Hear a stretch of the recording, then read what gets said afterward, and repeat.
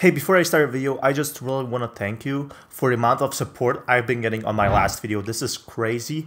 I've been getting a lot of watch time, a lot of new subscribers, so welcome to the channel. Anyway, today we're going to be talking about how Battlefield 6 might be a game unlike any other. Now, if you're new, it would help me out a lot if you subscribe. Now, I haven't been posting a lot just because there hasn't been any sort of news for Battlefield 6. There's mostly been just rewritten posts. So what I mean by that is just articles making the same posts that the information is already out. And mostly looking from that, it just looks like Battlefield 6 is gonna be on the PS5, which is not a huge news at all if you ask me. You could usually expect like these huge AA games just to be released on the new games as well. And why is that? Well, because they don't require a huge budgeting cost. It just kind of converts them into PS5 graphics and stuff like that. So you can earn a lot of money from just rebranding the games. Even Skyrim does the same thing. So it's really nice to see some few updates. So during EA Play's 2020 live showcase, there was an interesting tidbit shared at the end of the show from Chief Studios Officer Laura Mill. Towards the end of the showcase, EA showed off some very early next-gen development footage from EA's first-party development studios like BioWare, Criterion, and DICE. Our studios are taking crazy, ambitious ideas and making them real, stated Mael. Every console generation DICE sets the excellence in audio and visual presentation. We're creating epic battle at a scale and fidelity unlike anything you've ever experienced before. And they certainly have to make this work. If they don't make this work, I don't know what will happen with the Battlefield franchise, to be honest. This is their final hit against Warzone. This is almost certainly in reference to Battlefield 6 or whatever Battlefield title is currently in the works for 2021. But I'm guessing we're not getting Battlefield so soon. Now, Battlefield 6 has a very slight chance of being free to play, but I mostly doubt that. If we're gonna see something like that, we're gonna be seeing something in terms of Warzone.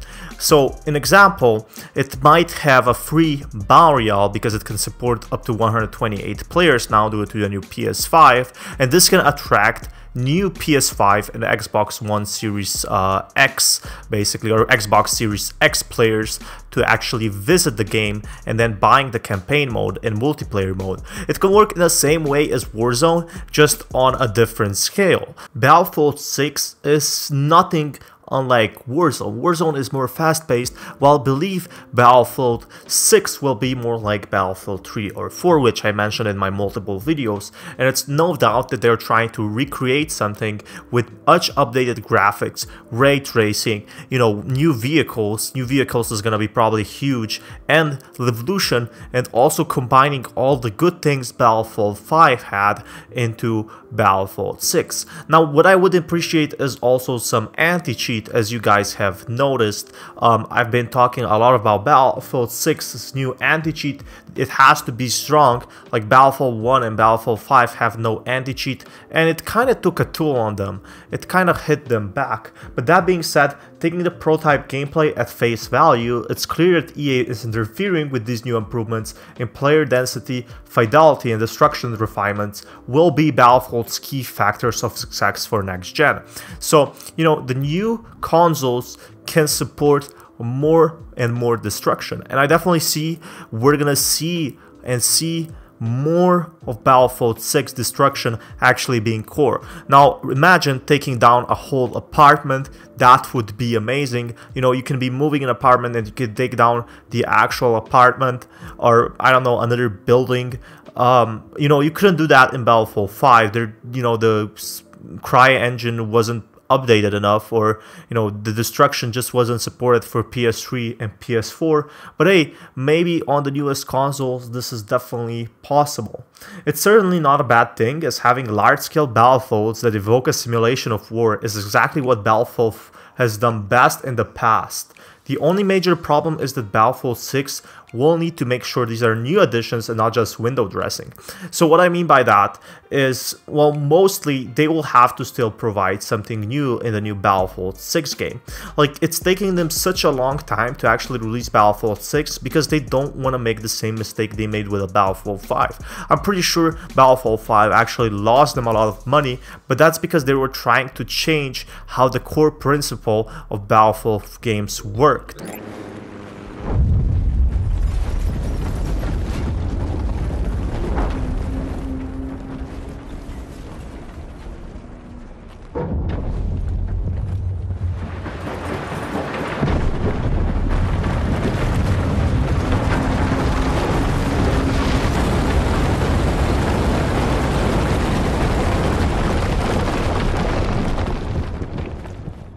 The big issue with Battlefield 5, and I guess a little bit about Battlefield 1, is that Battlefield 5 actually tried to recreate it like in Call of Duty. Very fast-paced, very fast death modes.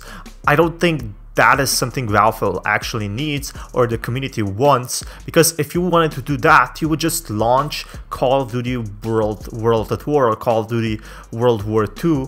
And that being said, you know, I think Battlefield has also had an issue in the past with destruction not having any recognizable impact on the gameplay. So the evolution, I think, on Battlefield 4 was actually a great idea, but it did not change in a massive scale. So for example, let's take Siege of Shanghai. You would just destroy a building and that's it. Now you would have the shittiest map in Battlefield. I'm just joking, but you know, some players even agreed in start of the game not to destroy the Shanghai building because the map is ruined. Like, the middle collisions, it's just an open area where tanks can snipe it. Or, well, destroying the dam, it just looks like a, I don't know how to say it, it looks like a Battlefield. So previous titles like Battlefield Bad Company 2 used to integrate the capability of destruction into its level design, which is partly what made Bad Company 2 one of the best games in the whole series. Games like Battlefield 3 onward tried to replace the importance of destruction in different ways, but the evolution mechanics ended up being lackluster in comparison. So Battlefield 3 actually tried to design, you know, some sort or form of actual destruction, but it just didn't work. I think it's not because of the bad development, but just because the game is from 2011. You can't really expect a game in 2011 to have perfect destruction everywhere. So alternatively, a higher level player density in multiplayer games could make games like Conquest a bit more strategic with squad placements. I think, you know, we have a lot more games to take notes from.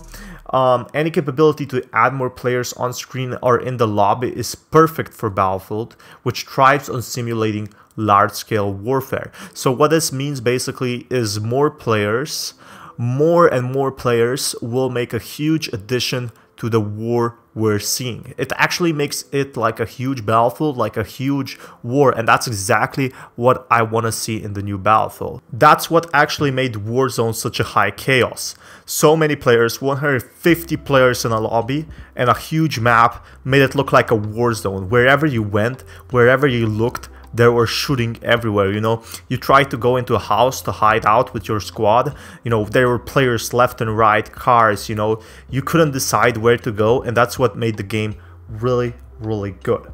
That being said, this is just an interpretation of the next game prototypes, you know, that we've actually got. There's just been a prototype so far.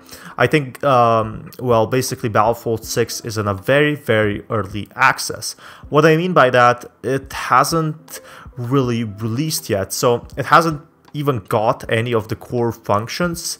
I'm guessing they're in a very early access alpha now, and we're seeing the release date in about, I would say, we're definitely seeing something on June based on Jax Frag's little tease we got over there.